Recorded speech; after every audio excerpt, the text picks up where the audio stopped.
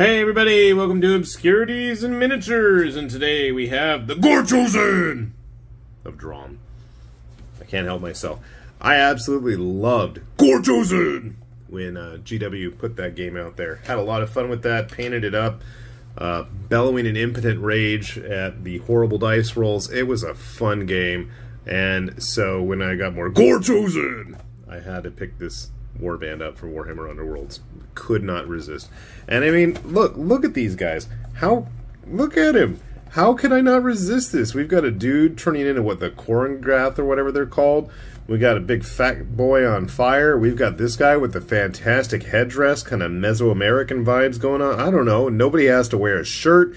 We got horns and tusks everywhere. I mean, these guys are like the metalist looking warband I've seen in some time, and I'll be honest, I love the chaos stuff. Always have, always will.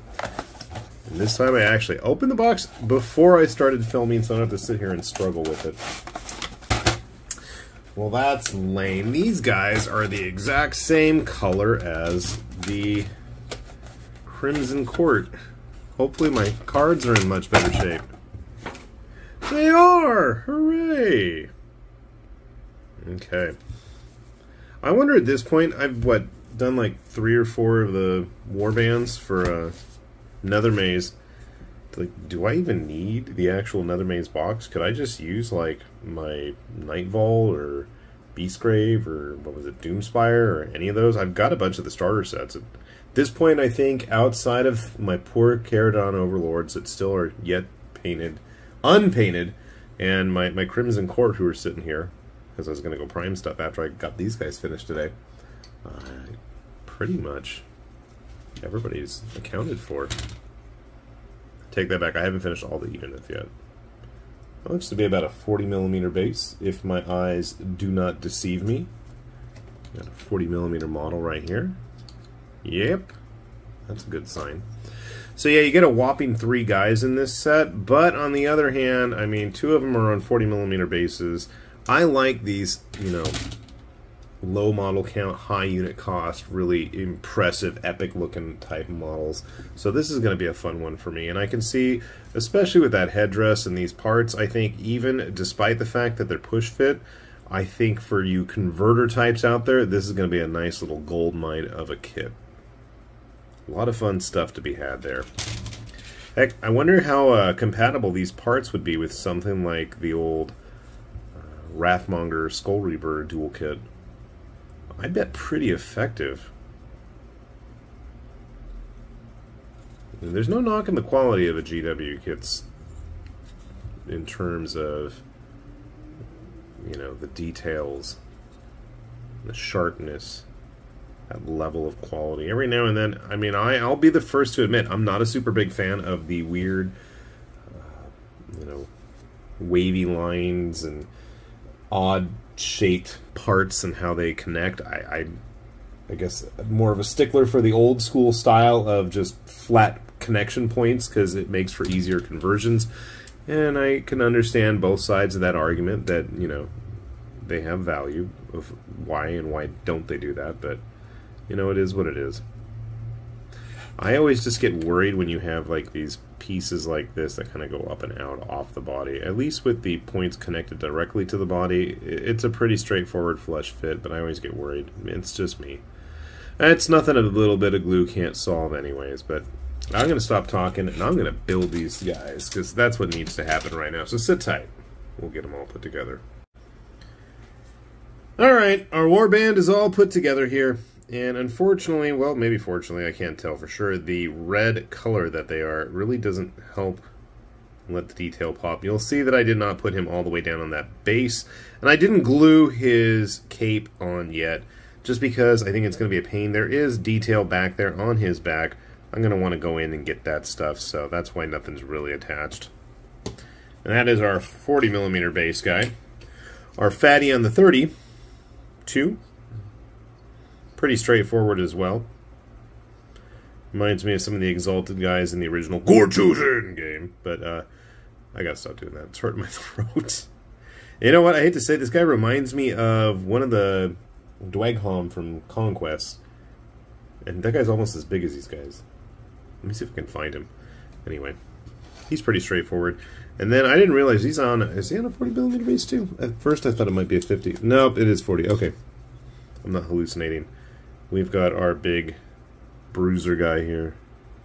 Everybody was pretty straightforward for the most part. No weird, really bizarre issues with building them. I gotta say, I still think that the Edeneth were probably the most obnoxious in that regard, for me.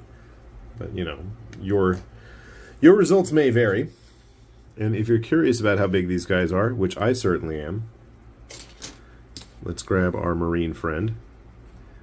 Because I think if you wanted to use these in any capacity for something outside of Warhammer Underworlds, as the camera gets funky there, let's get it zoomed in a little bit better, I'd say these guys have great potential for being exalted heroes of Khorne or, you know, a million other uses. They're just big. If they're larger than Primaris models, that says something right there. I'm searching for our usual Inquisitor Witch Hunter friend, and I don't see... That's because he's on the other side of the table! Haha, I knew that. Oh, you're in for some trouble there, my friend. That's not good. And when I say these guys are big, I mean, I'm not really kidding. Obviously, besides that, grabbing a couple of the other interesting, chaotic, big models from Warhammer Underworlds when our ogre here is almost the same size as our rampaging Tuscan warrior. That's pretty impressive. Grabbing a couple of various other chaos folks.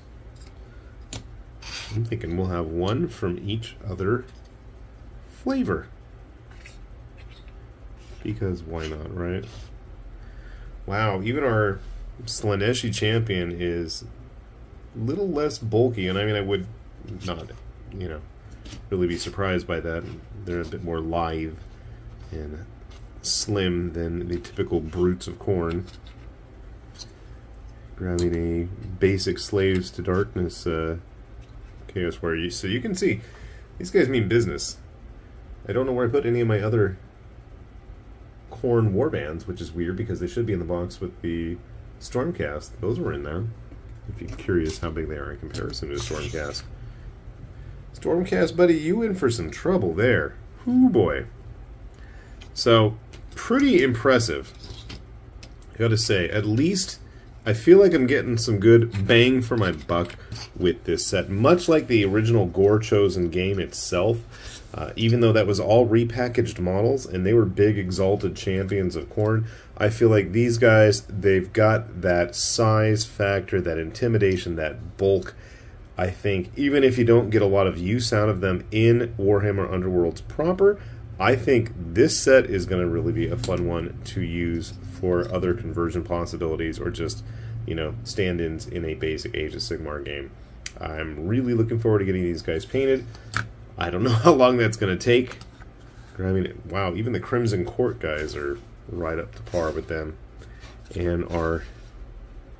Wow, he's even towering over the biggest of the big guys in that set. This guy's awesome. I like this guy so much. So, since there's only 3 of them, at least I can feel fairly confident that I'm going to paint it soon. So, keep an eye on this channel. Keep an eye on those Monday weekly painting progress videos, and hopefully we'll have them all wrapped up soon. So, with that said, this has been High Lord Tamberlane with Obscurities in Miniatures, saying thanks for watching, and see you back here soon. Bye-bye.